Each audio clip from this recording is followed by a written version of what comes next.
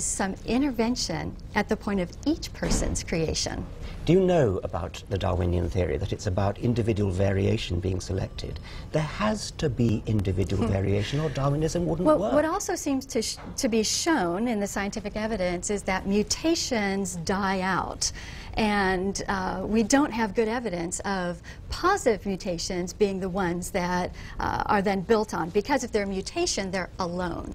So in order for something to rise up and have more of it, you need to have a good base to choose from. For example, a recessive gene in a person.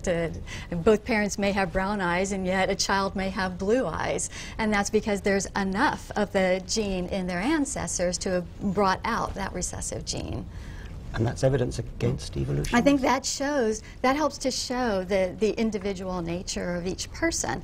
That God created us with genes, with DNA, and that He will even use that to show His creative element in each person. The fact that you can have two people, a man and a woman, could have 13 children, 16 children, and each one is completely distinct from one another. That shows that even though they came from a common parentage, that yet there's still a creative element for each one of those human beings. Do you actually know what Darwin's theory of natural selection is? I think I know enough, because it gets pounded into us by those who simply won't allow for other information, that don't want other information to come forward. I won't do any pounding, but just let me tell you what it is. There is individual variation. Every individual, apart from monozygotic twins, is different from every other individual. That's absolutely fundamental to the Darwinian theory. Now, what happens is that among that variety of individuals, some survive better than others, some reproduce better than others. That's how we get evolution. You couldn't have evolution unless there was individual variation. You must not keep thinking that because there's individual variation, that's somehow evidence against evolution. So I come back to you, and why do you reject the idea that there is a creator who's involved in the creation of human beings, whether it was the initial creation and then he left, or is involved in the creation of each human being who's ever lived on Earth? Well, as I've said, there are plenty of ways in which God could be involved in creation of the universe, even creation of life, but Darwinian natural selection demands individual variation. That's why you must stop using individual variation as evidence against evolution. It's evidence for evolution. Once I was going through the Smithsonian Natural History Museum with dear relatives of mine, and one of them is a severely handicapped little girl who can't do anything for herself. She can't talk, she can't walk, she can't feed herself, she can barely sit up. And when one of the people I was with turned to me and said, "Do you believe in evolution?" And I said, "I think this little girl is a perfect example of why evolution is wrong. Because here's someone who cannot take care of herself, and yet she has a spirit. She's not just a material being." And that's one difference I find between the ideology of Darwinism and evolution and those who believe in a loving God, is the idea of a spirit and a soul that is not material, and it's something that it makes us distinct from animals. Do you think that children should be taught critical thinking at school? In fact, that is what we argue for, is that children to be taught evidence, so that they can decide for themselves, so they can figure out for themselves what is truth. Right. Do you understand what I was saying when I was explaining about natural selection requiring individual variation? I do, but I also come back and I haven't heard you answer whether you have a problem with this idea of God being involved in the creation of each individual human being, not just perhaps being the one that got it all started.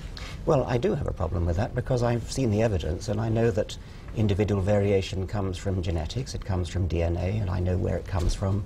And it's a very well worked out story. It's in every textbook. I mean, we differ because we have different genes. And do you genes. Sorry, go on. Do you believe in a spirit or a soul? I believe in a spirit or a soul in the sense of my own consciousness, which is a manifestation of my neurons and my brain physiology. I don't believe I have an immortal soul, no, but Okay. that's my personal belief. And what about a disabled person who severely mentally disabled and is not able to make choices? Do they have a spirit? Are they a human being?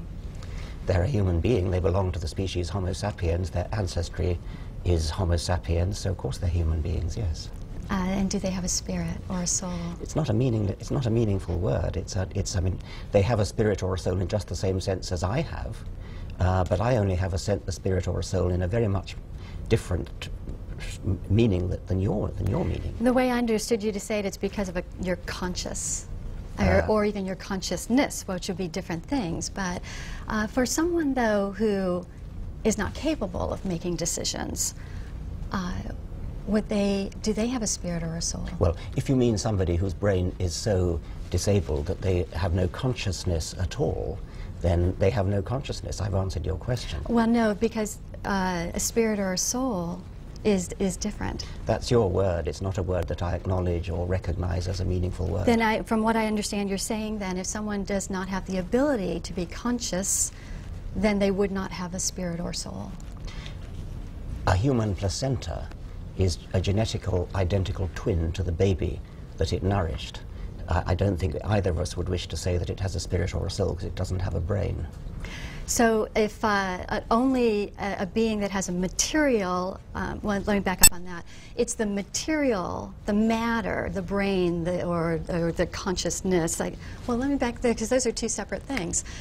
I guess I'm confused in what you're saying, that a brain means you have a soul, a consciousness means you have a soul, but someone whose brain is not functioning, would they then not have a soul?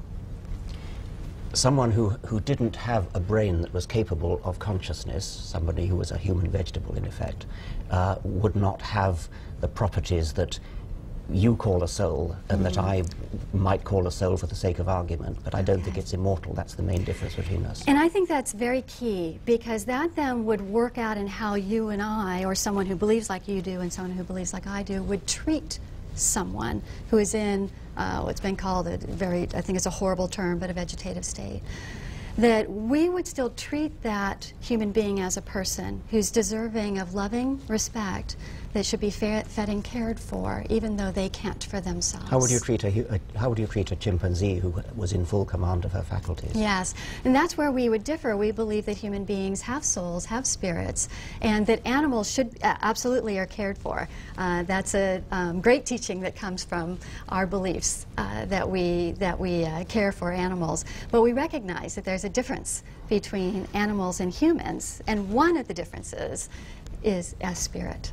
Wendy, you use the word "we" quite often for people who think like you. So would it be right that the CWA is part of a sort of wider constituency within America? Yes, we represent 500,000 ourselves, but that's just a drop in the bucket of the number of people who believe similarly. And we find that as these challenges come up, say in school districts, that there are a number of parents and families and communities who will rise up in concern over the fact that only evolution is allowed to be taught, and not the questioning of evolution.